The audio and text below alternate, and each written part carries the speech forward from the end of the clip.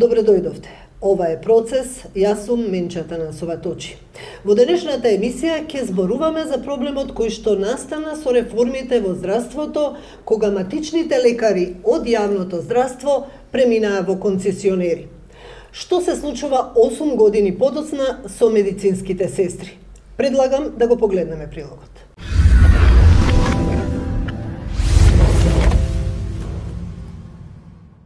Ние сме жртви на реформите во здравството. Вака ја започнаа својата приказна медицинските сестри кои останаа без работа, откако матичните лекари станаа концесионери.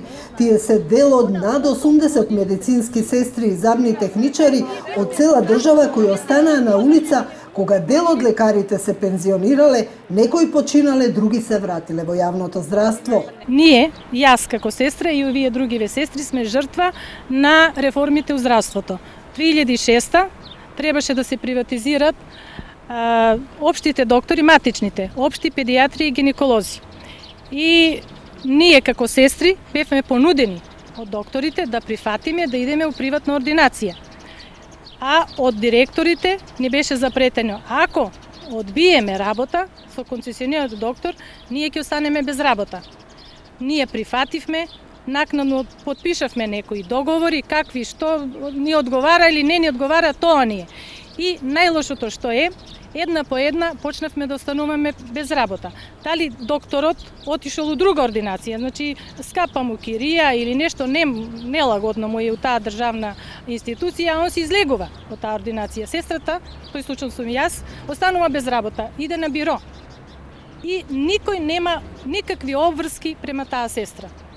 Другата сестра, и почина докторот на другата сестра, друга се пензионира, еден по еден, и сега нагло се пензионираат докторите. Ние остануваме без работа и без никаква екзистенција. Не по наша вина, ние не сакавме да одиме у приватно. Ние сме хумани луѓе, работеле толку време, по 30 години стаж имаме у државно здравство. Може и безработно време, по села, по болници, по дежурства. Работев 4,5 години, докторот почина и јас сега 3 години сум без работа, од 11 февруар 4 година, без работа и без средства за екзистенција. А 2 пати конкурирав во јавно здравство, полагав приемен испит со деца што не се биле ни родени кога јас сум почнала да работам во село без работно време. Од понеделник до сабота попладне, се таму, во селски амбуланти сме работеле по 2-3 години, кој како. И сега полагавме приемен испит. И еднаш влегов таму во бројката на разговор кај директорот, ама јавна тајна се вработувањата кај нас. Немам никаква шанса за вработување. Јас сум акушерка. 25 години во државно работев како сестра, кај што ме испратиле, кај што требало. Никој не ме пратил да работам на акушерско. Значи, се приватизира, работев 8 години исто како сестра. И сега имаше конкурс. И во здравствен дом, и во болница. И во здравствениот дом беше конкурсот само за сестри. И ми рекоа, немој да доаѓаш да полагаш приемни, зашто ти си акушерка. Во истата фирма јас 25 години зимав плата како сестра, бев пофалувана сестра, наградувана све, а сега кога требаше да ме вратат нели назад, сега сум акушерка. Тие формирале издружение и така организирани се обраќале во Министерството за здравство, во владата, на денот на идеи, пишувале писма до институциите. Пред 2 години во весниците бил објавен јавен повик за враќање на медицинските сестри во ординациите, но велат од тоа се уште нема ништо. И не обеќаат дека ние сме заслужни, не сме по наша вина, треба да се вратиме назад. А кога? Ветија дека со руралните средини ќе не вратат на работа. Јас разговарав и со нашиот директор во здравниот дом во Свети Николе. Немаат против никој, сите обеќаат, меѓутоа од обеќаното уште нема ништо. Кај нас друг концесионер ортодонт нема во Свети Николе, а во Сдружение за медицински сестри, стоматолошки сестри, забни техничари, сите што во приватизацијата кога не фати приватизацијата, не приватизира и не по наша вина останавме буквално на улица. Оставени на раб на екзистенција, тие се уште се надеваат дека нивниот проблем ќе биде решен, особено по изјавата на министерот Тодоров, кој пред Нова година им ветил дека ниту една медицинска сестра нема да го изгуби работното место. Ние останавме во Битола 6-7 сестри така без работа од приватно и ние бараме да се вратиме во јавно здравство, затоа што со доктори концесионери е многу тешко, да ви кажам. Платите се многу мали, минимални. Имам 25 години стаж, 4,5 во приватното, 20 години и нешто во државно здравство. Дома сме тројца, четворица, чупево се омажи. Тројца сме сега, моментално сме невработени. Волонтирам во брза помош со 4.500. Колку само за една струја, колку да не ми ја исклучат. За леп купувам од по 10 денари. Не можам да влезам во работа затоа што ми пара просек. А кај мене просекот е тројка и ми вика ти нема никогаш да се вработиш, затоа просекот ти е тројка што ако имаш 25 години стаж. Во Министерството за здравство признаваа дека грешката е направена со приватизацијата во 2006 година, кога сите права им се дадени на лекарите, но не и на медицинските сестри. За да се ублажи состојбата, во 2011 година направени се измени на Законот за здравствена заштита во членот 318, каде се вели дека доколку престане работниот однос на лекарот, наредниот носител на дејност задолжително мора да ја превземе и медицинската сестра. Но велат работата оди тешко, бидејќи нема заинтересирани лекари за ординациите кои не се доволно атрактивни, немаат економска исплатливост, имаат малку пациенти или се наоѓаат во рурални средини. Овие медицински сестри имаат предност на јавните огласи во новите ординации, но проблем е што сега критериумите за прием се поинакви од тие пред 20 или 30 години и затоа тие отпаѓаат на огласите за вработување, потенцираат во Министерството за здравство.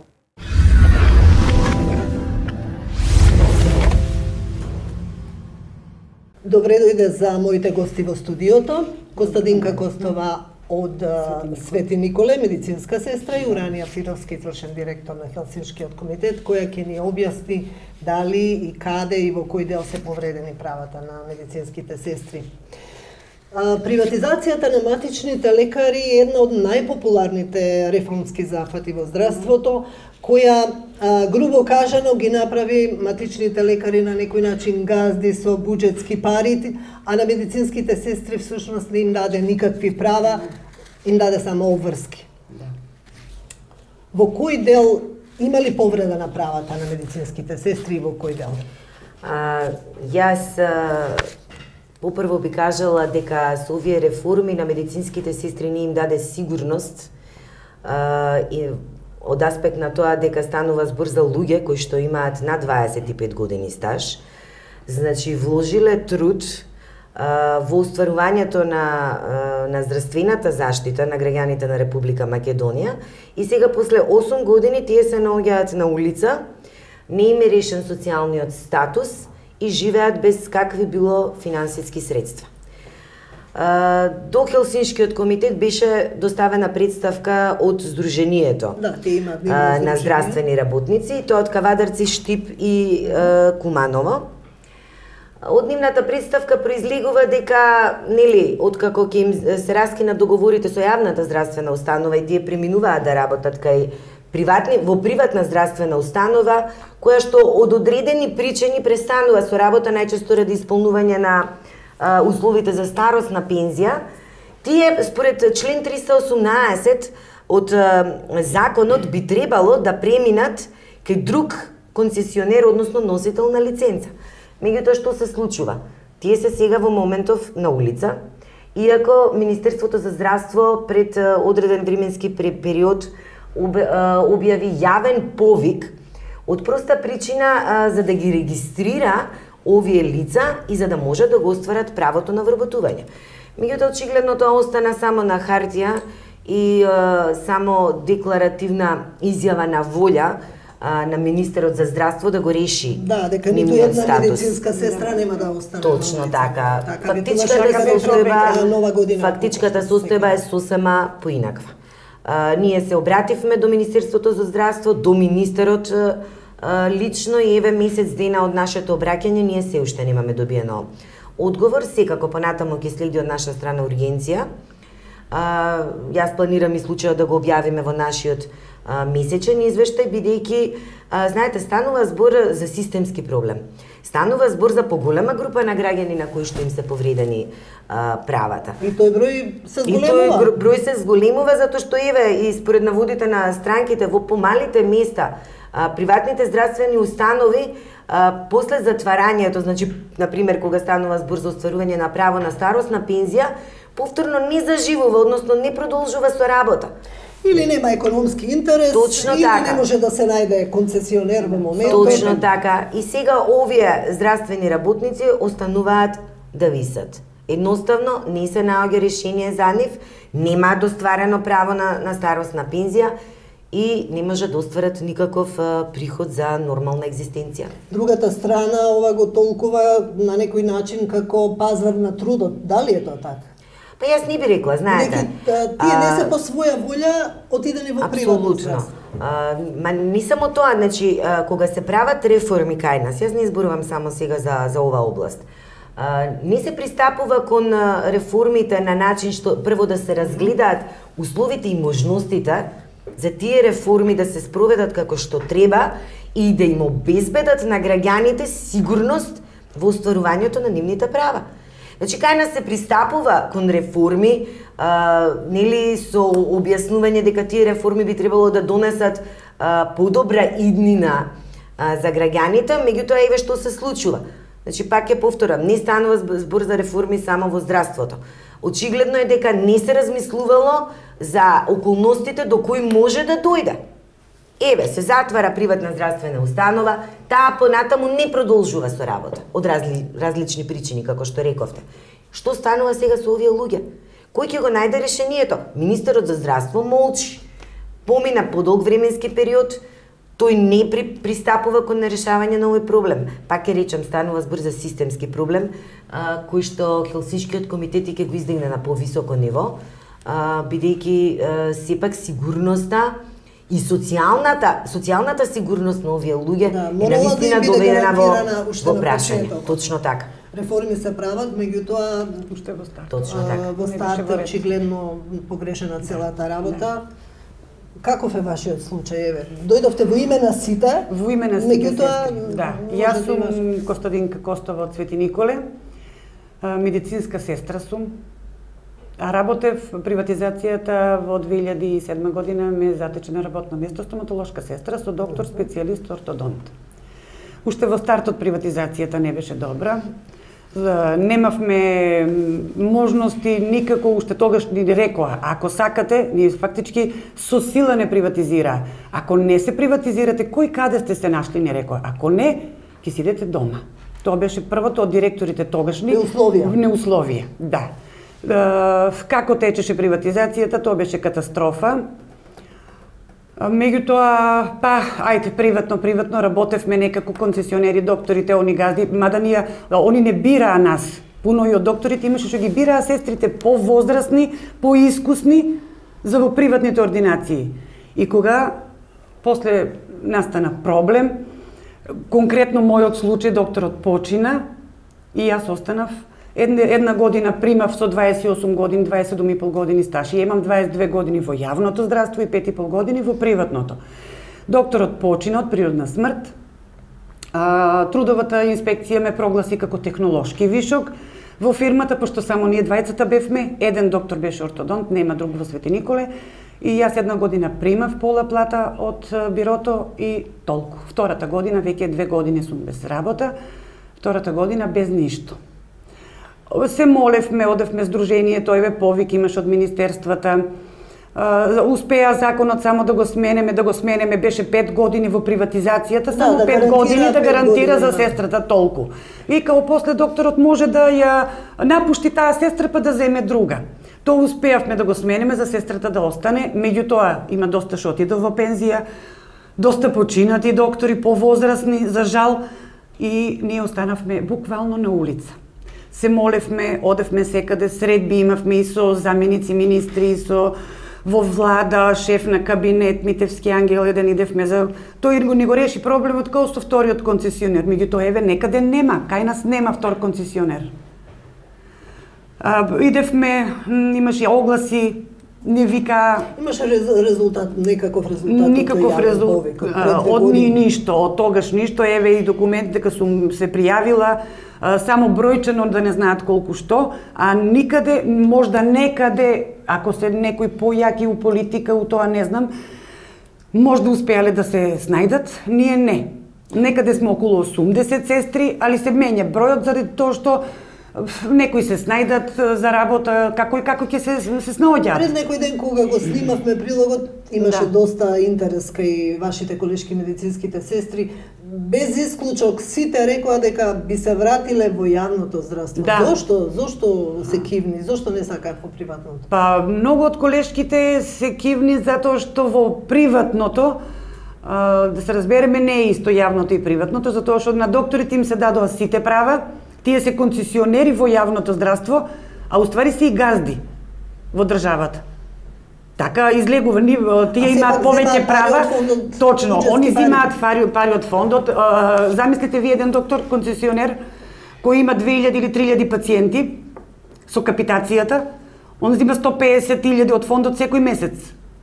Кога како општи лекар ги зел тие 150.000, на сестрата дава 8.000 плата, до 10.000. Маски ги намалија платите од претходно. Да, јас немав таков проблем со мојот доктор. Беше фер и коректен и ми даваше добра плата. Меѓутоа, доста од колешките се жалат дека за 8.000 идат на плата, на работа. Да. И последен пат ни беше, мислам, повикот, ние одевме и се жалевме и секаде, сите ни викаат ќе бидете повикани, ќе биде, имаше ден на идеи 12 месец 2012 година. Имавме средба во Министерството за здравство. Да, ни обеќаа дека ќе не соберат сите средби, ќе има средба со сите сестри од Македонија и дека ќе ни се разгледа проблемот. Помина цела година ништо од тоа. Прошлата година имаше огласи, примија, едно друго и кај нас имаше во Свети Николе оглас. Јас се јавив на тој, го прашав директорот дали може, пошто огласот гласеше за средномедицинска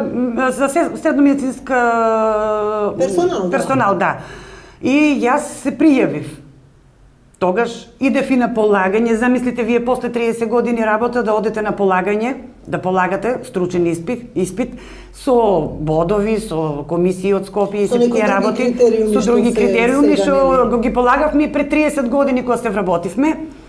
И не е тоа толку трагично колку што не ја примија ни првата. Фактички, тоа е фол само по телевизија. Дека најдобрите се примаат со најдобар успех, со најдобро положени испити, најдобри оцени од школа и сето тоа. Ние можда немавме пред 30 и кусур години кога завршивме средно се петки во училиште, а ми имаме искуство. А нашето искуство никој не го цене и макар на полагањето бев подобра од колешката што ја примија, сепак ја примија што беше на списокот по бодови после мене. И кога јас пратив приговор дадов, зошто? Зошто не сум јас или не е првата или тоа? Зошто е последната на списокот? Ми рекоа, така одлучила комисијата. И јас веќе немав каде да се жалам. Знаев дека ќе биде бесцелно само да лутам по судови да давам пари на сето немање, по наше. Последен пат, уште да кажам дека бевме кај министерот за здравство, средба имавме на 12 месец 2013 година сега, на денот на идеите. Господинот Никола Тодоров, нашиот министер, ни обеќа дека со руралните амбуланти, отварањето на руралните амбуланти, а тоа ни рече ќе се случи веднаш по нова година, сите искусни сестри ќе бидете вратени, останати концесионери, без работа ќе бидете вратени на работа. Вратени. Од тогаш ништо. Се примија некој, кај нас во Свети Николи немаше оглас, а на другите места, колешките, сега некои кавадарци, не знам каде ни рекоа дека успеале да се вратат, али тоа само политички. Јас мислам и ги молам да го разгледаат нашиот проблем. Затоа што ние не сме политичари, а не има од сите партии обоени сме нормално, секој си е симпатизер, најразлично во здружението. Ние сме хумани луѓе, сме работеле над 25 години, имаме сите стаж. Нас политиката не интересира, тоа ја оставаме на политичарите, ние само си ги бараме нашите права. Затоа што не се живее без пари. Оти кога бараме работа ни викаат, вие сте стари, Јас имам 49 години и ни викаат вие сте стари за ново вработување, младите до 29 години. Се слагаме ние со тоа дека имаат предност. И јас се вработив на 19 години, јас сакам. Него прашањето, ако не можат да не вратат, ако мислат дека сме веќе стари и немоќни за работа, барем до пензионирање да ни го вратат законот, да ни даваат стечени ќе биде технолошки или вишок, како сакаат нека го крстат, важно да ни даваат нешто. Ние имаме стаж, имаме платено, еве сега јас конкурирав и со последното во што беше за стечајот што требаш да за технолошки вишок стечај како го викаат, меѓутоа ми рекол дека сум од приватна фирма. А јас ден немам прекин, како од јавното не превзеде докторот, така ми тече стажот, значи јас си го имам стажот и платено и се, а не ме следува за тоа што сум била останата од приватна здравствена установа. А ние приватно, ама во јавното здравство сме биле, да. Не сме биле во некоја непозната приватна фирма. Направија, значи главоболка му направи на самото министерство. Точно. Она со отварањето на амбулантите во рурални средини оди многу тешко. Нема заинтересирани, немаат економска исплатливост. Но очигледно е дека се создава армија од луѓе кои што остануваат без работа по некој си основ. Дали починал лекарот, дали се пензионирал, дали веќе нема интерес да работи таму заради економската исплатливост. Како да им се помогне на овие луѓе? Кој е начинот? За жал, токму погрешните постапки и приодот кон реформите кај нас создаваат само нови категории на лица кои што живеат под социјален ризик. Сега, еве, во моментов, значи, само се зголемува бројот на здравствени работнички, на медицински сестри кои што се без работа. Да, тука се стоматолошките сестри. Додека вие не ни известивте нас на вистина. И здравните техничари се тука и стоматолошките сестри се тука. Апсолутно, значи, ние имаме сознание дека и докторите концесионери се соочуваат со проблеми. Еве, значи, зависи, субјективно е. Некои од докторите своите сестри ги плаќаат како што треба. Субјективно беше тоа. Зависеше од личноста, меѓутоа и тие се соочуваат со проблеми бидејќи трпеа пак големи последици, односно притисоци од страна на фондот. Многу од докторите кај нас доаѓаат со жалби, поплаки дека скоро секој месец добиваат да платат одредена казна, дали поради поголем број на рецепти, значи целата таа капитација во суштина во голем дел им одеше и на други да речам надоместоци кои што треба да ги даваат кон државата. Значи ми зборуваме само за еден сегмент во кој што е направен пропуст во оваа реформа. Јас мислам дека генерално сега се гледа после 8 години дека последиците од лошо спроведените реформи во здравството се и како голем товар, односно се на штета на здравствените работници. Јас и најнапред кажав дека Хелсинскиот комитет ќе бара решение, односно повторно ќе се обратиме до министерот, ќе го издигнеме на повисоко ниво. Случајот државата е обврзана на овие луѓе да им го реши проблемот и социјалниот статус. Затоа што повеќето од нив имаат уште многу години додека да остварат услови за старосна пензија. Според тоа, повторно ли ќе се соочуваме ние сега со категорија на граѓани кои што нема да бидат ни на небо ни на земја? Како тие ќе можат да остваруваат дури и право на социјална заштита? Кога се водат, се уште како да биле, еве како што кажа и господјата, дека работат во приватно. И не по своја вина поминале во приватно. Значи не по наша вина не приватизира, не праша, кога не приватизира, не праша, некога останавме без работа. Мислам дека пак ќе кажам, ние не сме политичари, ние во не политички маркетинг, него во молба некој да ги согледа нашите прашања и да ни излезе во сусрет. Оти навистина жално е хумани луѓе, хумана работа да работиме, а да останеме на улица буквално без ништо. Без ништо. А верувам дека во здравството им требаат искусни медицински сестри. Рекоа дека им требаат. И нашиот директор, ја кога одев, кога прашав за работа, ми требаат, вика, сестри. Меѓутоа вика се во Скопје не пуштаат средства, не пуштаат тоа, се Скопје. Така да стварно не знам. Само ги молам да не го согледат случајот, затоа што на вистина е тешко да се живее во тешко време без динар. Они со тие 7.000 е тешко, али без нив уште потешко. Ви кажам наискрено за тоа. Па се надевам. Затоа не е во здружение и во апел до сите, ако некој може да ни помогне, а тоа е министерот за здравство, со помош на Хелсиншкиот комитет, се надеваме дека нешто ќе успееме, барем, ако не можат да не вратат на работа, не можат барем да ни даваат, да го вратат законот до пензионирање некој динар. Ако веќе мора младите до 29 години, а ја мислам дека ние не сме престарени, јас имам 49, има постари колешки, и уште 13 години имам до пензија, тоа е релативно сум млада, 49 години сум, али ако веќе не може барем до пензионирање, па нека ги примаат младите, или некако да ни се реши случајот. Добро, ние го отворивме овој проблем, јас се надевам дека ќе стигне, дека ќе го видат и ќе стигне пораката до таму каде што треба. Каде што следиме и јас и понатаму ќе информирам јавноста за тоа што ќе се случува во текот на постапката која што ние ќе ја водиме. Ви благодарам. И ние вам исто.